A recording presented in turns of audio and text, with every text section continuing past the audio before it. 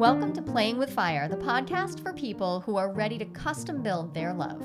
We're talking about non-monogamy, however you design it, as an individuation opportunity. Want to leave the default and make your life spectacularly you? You're in the right place.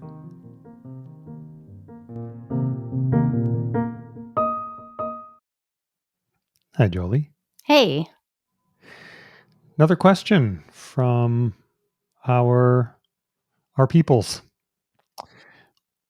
Is it an easy one? Oh, I think it should be quick, in and out, and we're done. Yeah. It's just, what should I do?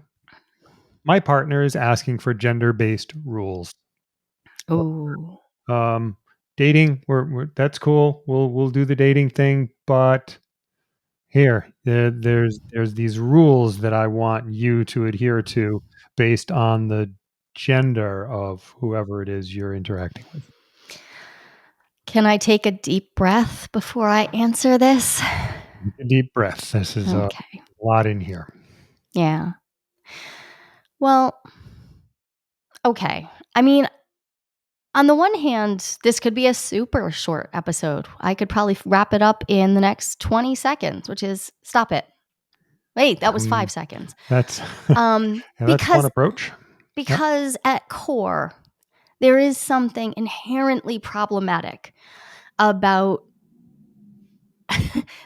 there are many inherently problematic things about creating rules for your relationship based on what you understand to be another person's sex or gender or genitalia.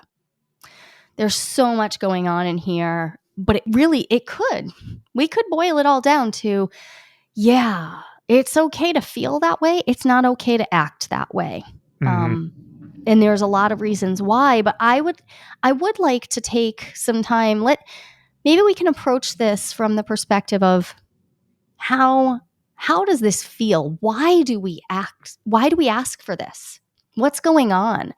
It's a big question. Because there's underneath it, I don't believe that people are asking each other for gender-based rules for no reason. The reasons are real because the reasons are feelings. And the feelings they're real. They are actually there happening.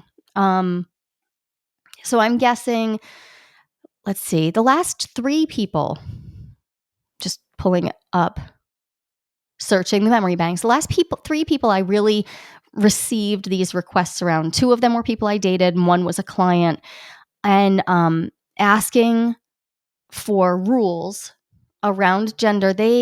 All of these rules that come to mind had to do with a one penis policy. Mm-hmm. Theoretically, you could imagine a one vulva policy, though I have only seen a few instances of this. I've rarely seen that, but I see a lot of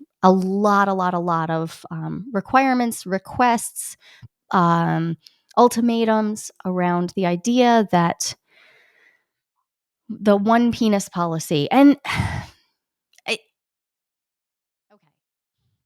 a lot of people also know that doesn't sound good. It doesn't sound good at all. It doesn't look good. It doesn't sound good. So what I hear frequently is, it's not a one penis policy. I just insert the exact language that still gets you to the same place. So maybe you don't have a one penis policy, but you don't feel comfortable with your partner dating men. Maybe you don't have a one penis policy, you say, but you don't feel comfortable whenever there's a sense of masculinity coming within your range. Maybe you don't have a one penis policy, but you do have rules about penis and vagina sex that you don't have about going down on each other, or about digital sex, or about all sorts of other kind of sexual play. You mention all these things, I immediately am brought to, why? Like, where do they come from? Like you said, why do we have these? Where do these rules come from? Yeah. So can I just ask, I like to ask you regularly, how are you identifying your gender these days? Pretty much he these days. So you're feeling into your your identity as a man, Yeah. as someone who tries to exhibit masculinity Yep. and inhabit your masculinity. And I have noticed you inhabiting that more after Yep. a few years of really being in a much more, what I experienced you as much more gender fluid. Hmm. I feel like I've noticed you sort of re-entering your masculinity. Yeah. I have a sidebar about that. Um, I I still have access to my gender fluidity, um, and I'm I'm happy to explore it, um, in relatively private situations, because the world I inhabit, um, I judge, needs men who will explore their masculinity and find out how to be here without hurting people with it. And so, yep, I have plenty of femininity to explore, but I think the world has more need of public masculinity exploration. And I don't want to be avoiding that through my authentic feminine aspect. Well, I So, appreciate that. little I do, sidebar. and I appreciate getting to be one of the people who you do express, and I get to be with you in that gender fluid place. But I have noticed you being in this a stance of it feels easy to say he, and it feels very easy to call you a Hmm. man right now, where it didn't a year ago even, and that works well for me. I'm happy to be with your gender fluidity and the fluidity of the fluidity, Yeah. and Oh, good. but the reason I ask that is because, so as a penis owner, Hmm. as a man with a penis, you have all of the criteria there for potentially having feelings about. You've had multiple women partners who have had partners who also have penises, and I'm just curious, before we get into the like how it feels for me as a person. I'm a woman with a vulva. How does it feel for you to think about a one penis policy? Have you ever considered it? When I was much, much, much younger, I guess I would say when I was 18 or 19, say 18 and a half, I was in a relationship with a woman, and we we didn't talk about monogamy or non-monogamy. It was 1985, so there wasn't a lot of books, or it You weren't wasn't getting a a lot of non monogamy talk at the Baptist church camp you were at? I was not. It didn't come up. Well, Interesting. it did come Interesting. up from me, but um But you weren't talking about it no, openly. but it wasn't a topic in our relationship. And she messed around with some other guy. I don't even remember what level of messing around it was. I mean, it was 18. They might have been kissing. They may have had sex.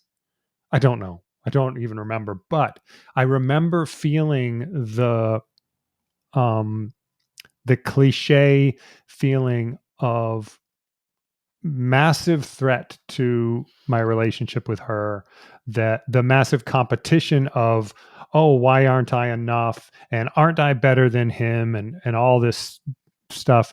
And it lasted for about a week, I think, before I realized that it didn't line up with my actual values.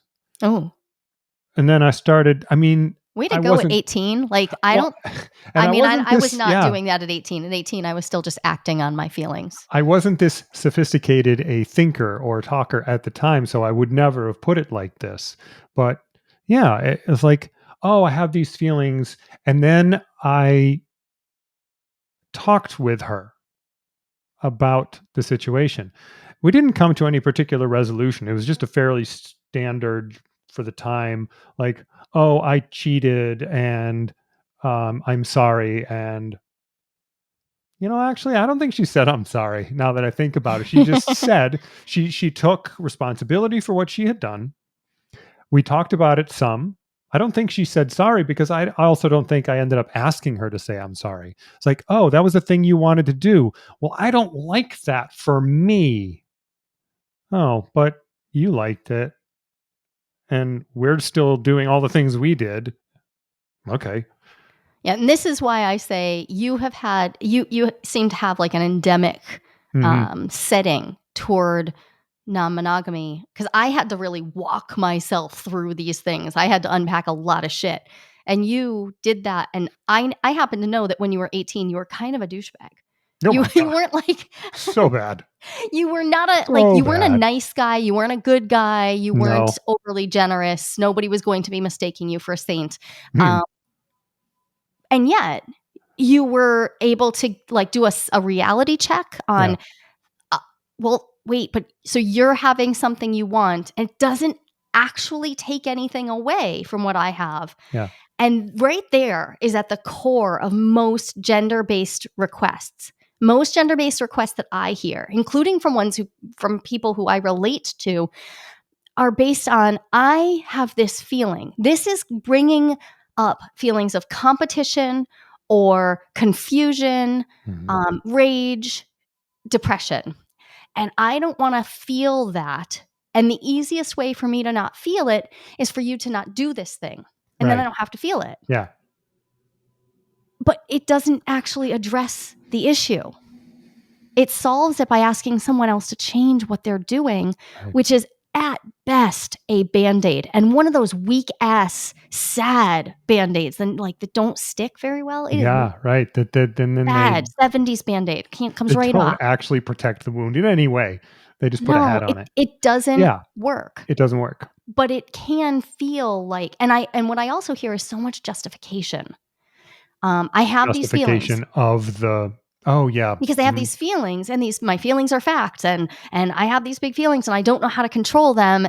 So, as Ted Lasso would say, well then by all means let them So control control you. you. um, Yeah. I no, it I'm laughing because I am a person who, when I am feeling things, can barely get a hold of myself.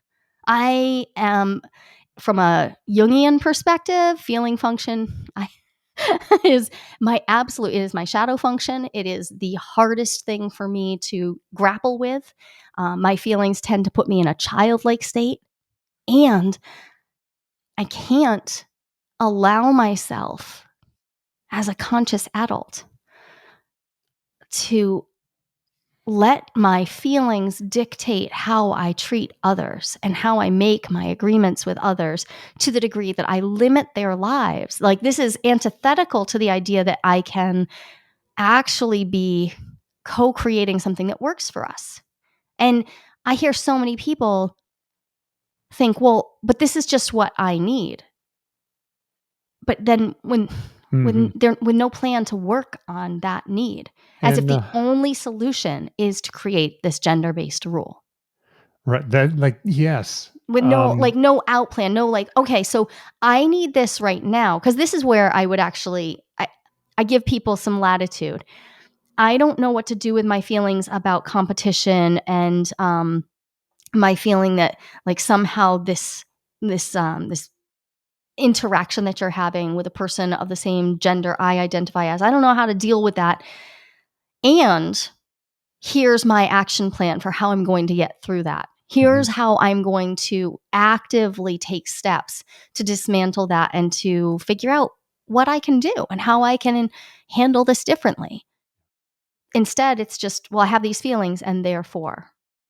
And because we have a cisgender, het, mononormative culture just at the ready, it's super easy for us to feel like those feelings of wanting control and wanting a one penis policy, for instance, to just be, we can see backup. Like, well, this Yep. is just normal. This is Yep. like every guy would feel this way, Right. which isn't true. It's not true. And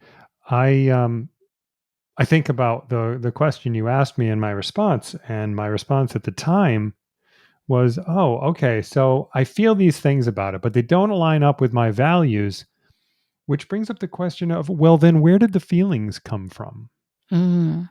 They weren't mine. They were taught me. This is how you should respond in this situation, which of course I was. I mean, look at any rom-com from the 80s, and the major component of it was jealousy. didn't change that much after the 80s, but definitely Yes, we're in still that there. time, we're still there. Um, and so I would say to someone who is struggling with, I want this situation to change because of how I feel. In addition to all the other things that you're going to be saying, Jolie, I would say ask yourself whether that's what you actually feel. Like actually get into it and say, where do the feelings come from?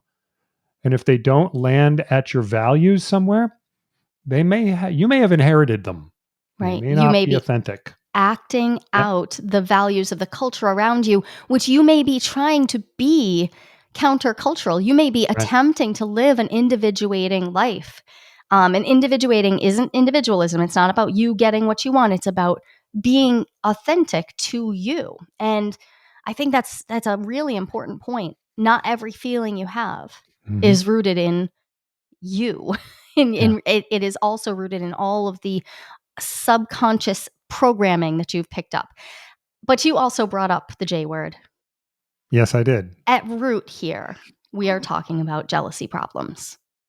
I rarely hear someone say, "Yeah, we have a one penis policy because I'm jealous." Mm-hmm. No, But it's honestly, because of how I feel. How do you feel? Like I and don't want it to happen because yeah, we don't want to name jealousy. right. So I think like just claiming and understanding like if you are asking for a gender-based rule, if you're asking for a genitalia-based rule, um,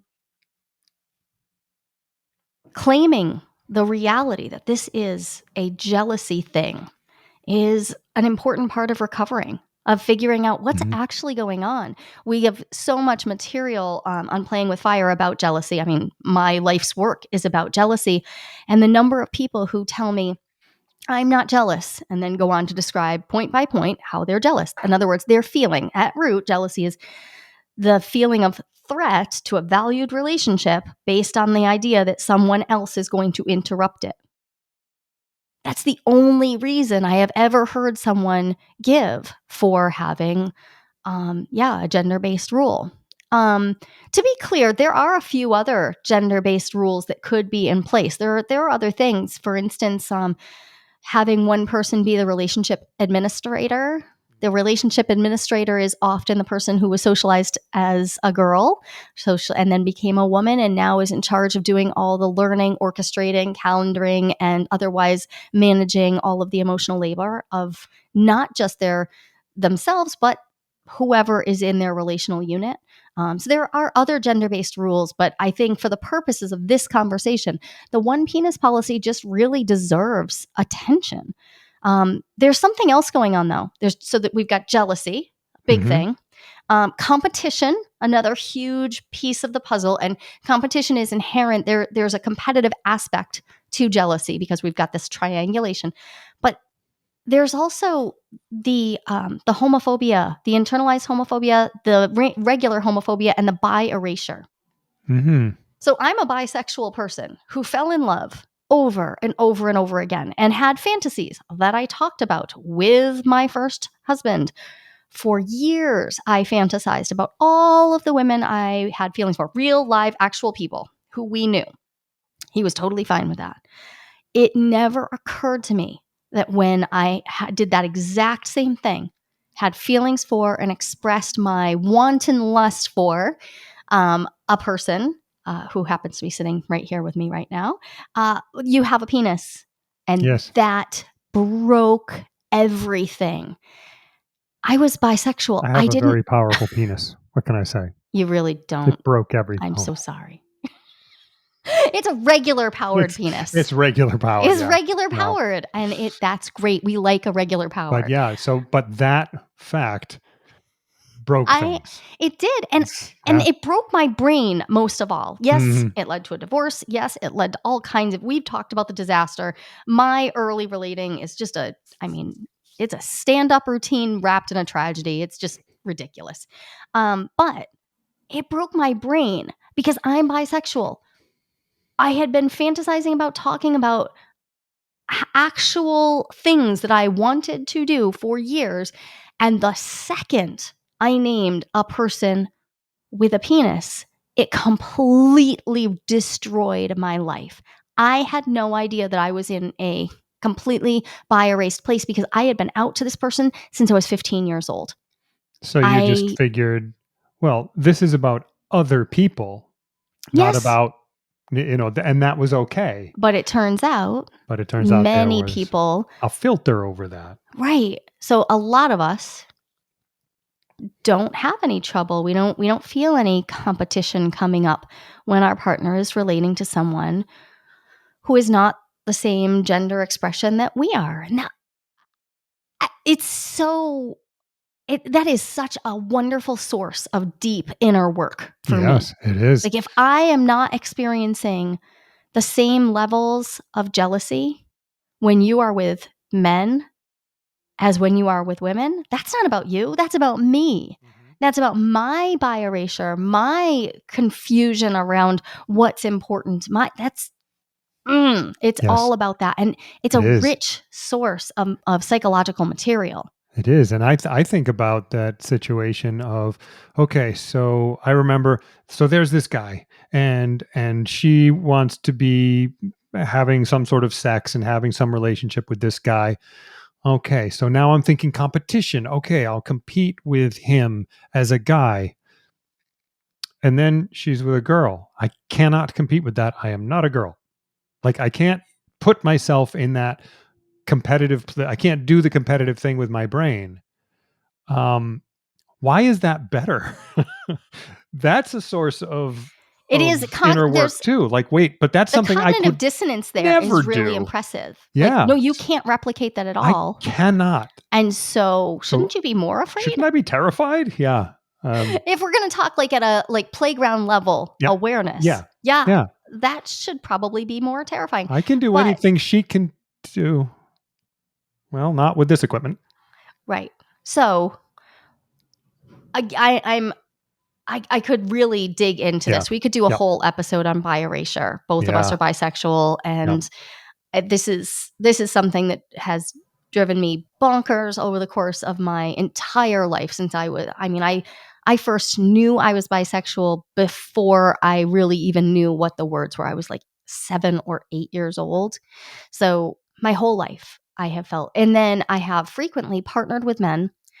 Um, and frequently, the women that I have partnered with have not been okay with being out.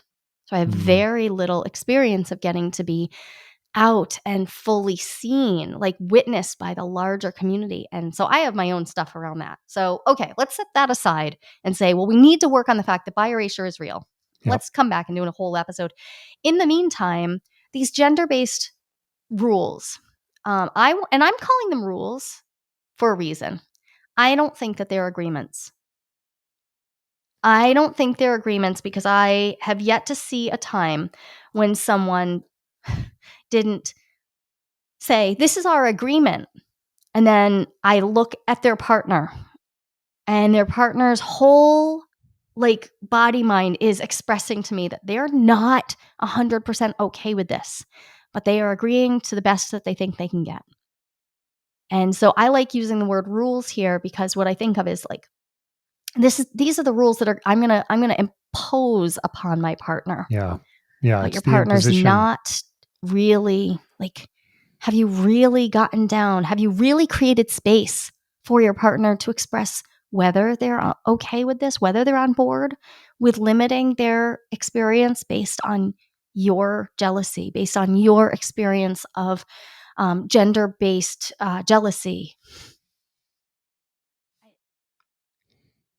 I just want to emphasize the caution. I see it day by day, at least several times a week, like several, 3, 4, 5 times a week. I will hear somebody telling me, "No, no, no, it's okay. I'm only interested in dating women."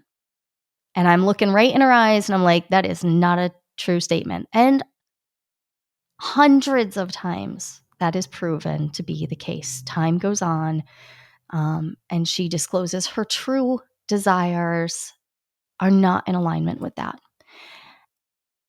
which makes So, sense because they don't know what they want yet. But right. often we agree to rules that are the best we think we can get at the time. Um, It's hard. It's hard to work with our jealousy, but that is at core what's going on here. So what I would recommend is everybody going back to the basics of my jealousy work. Start tracking the jealousy. Don't call this anything else. Like Yeah, I if you're think that feeling is it, so important. You were talking about bi erasure and all the problems that come up because of that. Jealousy erasure has a tremendous number of problems associated with it, including, at core, just not being able to work with your jealousy at all. right. So yeah, get into your jealousy work So and get into the noticing. jealousy work. We'll make sure that the link to the jealousy roadmap is here. You can also go to jealousyroadmap.com and you'll get that as well as other materials. That is a 20-page ebook. If you're a deep diver, you can read my whole dissertation. It's available publicly. If you just search triangular trouble, Jolie Hamilton, that'll come up. But I'm talking about jealousy this way because when we make gender-based rules, we're probably only at the beginning of some really deep unpacking. The beauty of working on your jealousy, of really deep diving with your jealousy, is that there will be so much more resilience and capacity for you to experience your non monogamy from a place of actual embodied, like, yeah, yes, I am here for this. Yes, I not just tolerate this, but I can celebrate this. Um, if you do the work. And in order to do the work, I'm going to need you to track what are the sensations you're feeling? What are the stories you're telling yourself? How are you attempting to create a sense of safety that may not be working? There's so much we could get into here. We'll link some of the other jealousy episodes, but at core, let's lean away from using one penis policies and gender based rules to take the place of the deeper work that we need to do to build a sense of security, both within myself and within my relationships, and actually create the resiliency through knowing that I have a process I can work through when jealousy is coming up. And I can make agreements that make space for my partner to express their full relationality, their full sexuality, rather than just within this tiny little domain that I feel safe about. And this it Hmm. runs especially true if you are a polyamorist or you are aiming at polyamory. Um, it's just so important. I appreciate your care for our souls in your suggestion there, because yeah, that helps both me as the jealous person learn more about myself, and to be and it helps my partner or partners to be able to expand into their full selves. Yeah. Love that. I think as we wrap up, I just want to say it's okay that this takes time. I don't expect everyone to just be able to handle everything all at once. But it's also not okay to hold each other hostage based on a vague feeling that I don't even really know why I'm feeling it. I haven't unpacked it and I don't have any plans on how I'm going to deal with it or what I'm going to do about it. So Right? that take the time. Yeah. Yeah. Thanks, Ken. Thank you.